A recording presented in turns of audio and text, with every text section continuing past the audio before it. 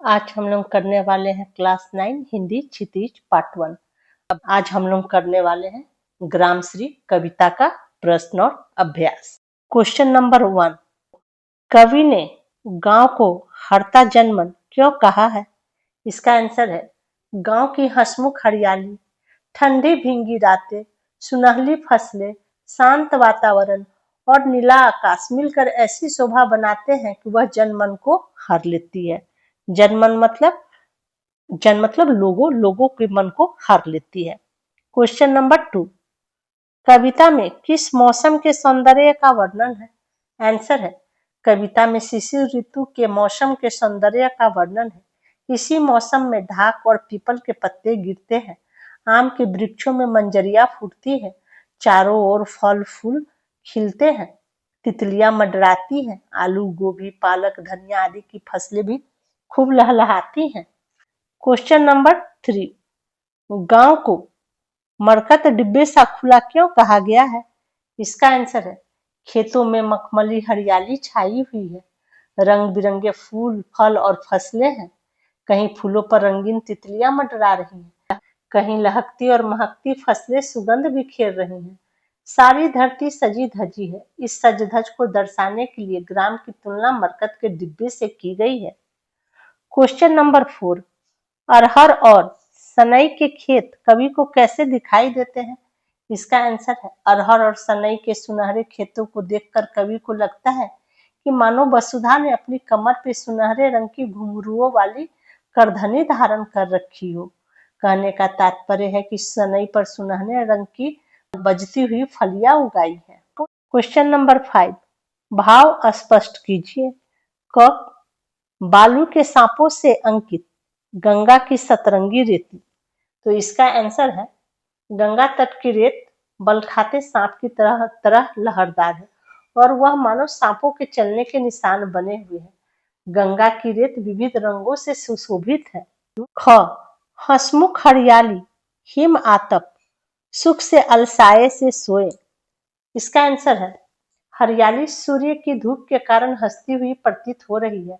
सर्दी की धूप भी खिली खिली है, दोनों मानो सुखपूर्वक सो गए लगते हैं। ऐसा लगता है कि दोनों जो है सो सुखपूर्वक सो गए हैं। क्वेश्चन नंबर 6, निम्न पंक्तियों में कौन सा अलंकार है? तिनकों के हरे हरे तन पर हिल हरित रुधिर है रहा झलक। अब इसमें बताना है कि कौन सा अलंकार है। इसमें क्या है ना, अनुप्रास अलंकार का प्रयोग हुआ है। जैसे क्या है, हिल हरित रुधिर रहा में, जैसे इसमें दिया है ना, हिल हरित रुधिर है रहा झलक, इसमें क्या है, ह और र का आवृत्ति है। देखिए इसमें भी ह, इसमें भी ह, इसमें भी ह, इसमें भी ह और र का आवृत्ति है। मतलब बार बार इस अक्षर को दोहराया गया है। यहाँ देखिए र, यहाँ देखिए र, यहाँ देखिए र।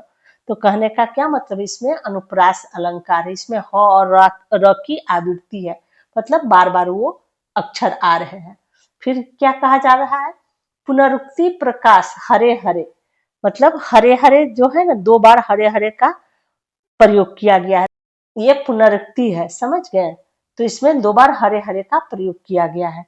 और इसमें क्या कहा जा रहा है, इसमें मानवीकरण भी किया गया। मानवीकरण का क्या मतलब है, मानव से तुलना करना, मतलब मनुष्य से तुलना उस चीज का करना।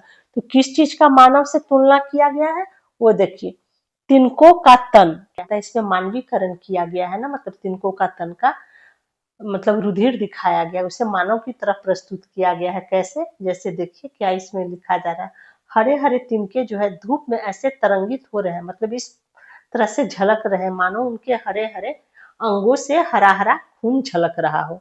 तो खून जो है सो मानव में ही होता है ना, तो उस तरह का वर्णन जो है मानव से किया गया है। क्वेश्चन नंबर 7, इस कविता में जिस गांव का चित्रण हुआ है वह भारत के किस भूभाग पर स्थित है? तो इसका आंसर है इस कविता में गंगा के तट पर बसे गांव का चित्रण हुआ है। रचना और अभिव्यक्ति। क्वेश्चन नंबर 8, भाव और भाषा की दृष्टि से आपको यह कविता कैसी लगी?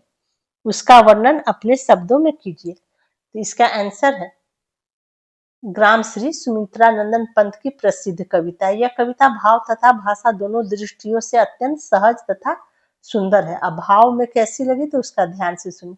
इस कविता में गंगा किनारे के गांव का अत्यंत सहज और मनोरम चित्रण हुआ है। सर्दी की समाप्ति पर हल्की हल्की ठंड है, धूप सुहानी है, खेत फसलों और फल फूलों से लद गए हैं। कवि ने एक एक फसल का सजीव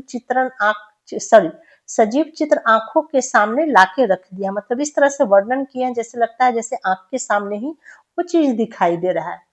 धूप से उजले हुए हरे तिनके, गेहूं और जौ की बालियां, अरहर और सनई की सुनहरी फसलें, फूली सरसों, तेल की सुगंध से महकते खेत, रंग बिरंगे फूलों पर नाचती तितलियां, आम की मंजरियां, मीठे बैर, चित्तीदार अमरूद, मखमली टमाटर। कवि ने फसलों की विविधता का अत्यंत स्वाभाविक और सुंदर चित्रण किया है। इसे पढ़ने से ऐसा लगता है कि गांव का परिवेश आंखों के सामने आ जाता है। तो इस तरह से वर्णन किया जैसे लगता है आंख के सामने वो गांव का पूरा चित्र सामने उभर के चला आता है। अब भाषा कैसा है? यह कविता भाषा की दृष्टि से बहुत सुंदर है। सहज सौंदर्य को प्रकट करने के लिए सुंदर भाषा का प्रयोग किया गया है। पंत जी ने अनुप्रास, पुनरुक्ति, प्रकाश, उपमा, रूपक, उत्प्रेक्षा, मानवीकरण, अलंकारों का कुशलता पूर्वक प्रयोग किया है इस कविता में। क्वेश्चन नंबर 9, आप जहां रहते हैं उस इलाके के किसी मौसम विशेष के सौंदर्य को कविता या गद्य में वर्णन कीजिए। तो ये आपको स्वयं करना है। सक्रियता। सुमित्रा नंदन पंत ने यह कविता चौथे दशक में लिखी थी। उस समय के गांव में और आज के गांव में आपको क्या परिवर्तन नजर आते हैं, इस पर कक्षा में सामूहिक चर्चा कीजिए। ये सुमित्रा नंदन पंत जो है सो चौथे दशक में उस समय गांव में क्या क्या कैसा माहौल था, कैसा वातावरण था, उस अनुसार उन्होंने कविता में लिखा है।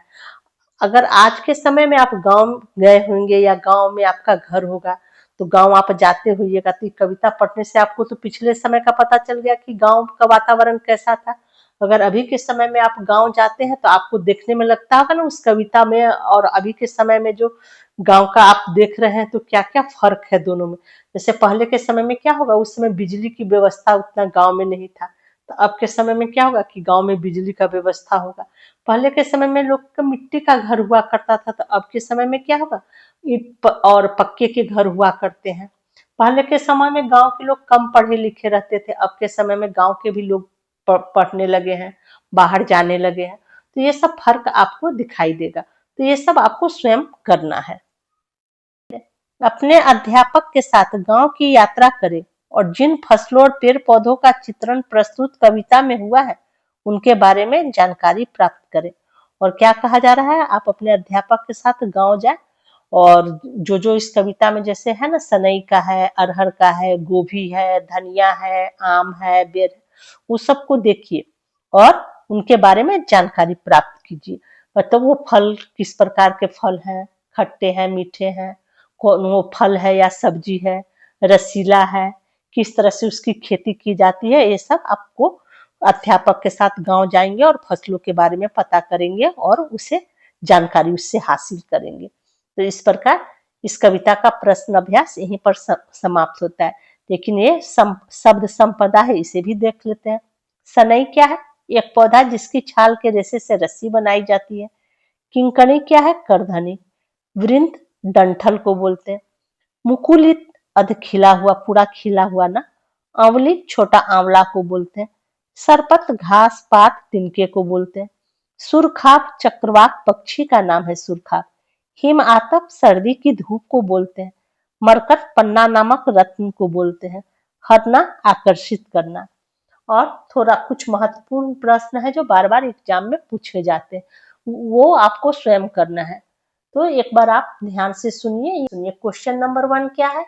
तितलियां और फूलों की शोभा का वर्णन कीजिए। क्वेश्चन नंबर 2 क्या है? शिशिर ऋतु में सूर्य की किरणों का प्रकृति पर क्या प्रभाव पड़ता है? चौथा क्या है? तैलाक्त गंध का आशय स्पष्ट कीजिए। पांचवा प्रश्न क्या है? मटर की फसल का सौंदर्य वर्णन कीजिए।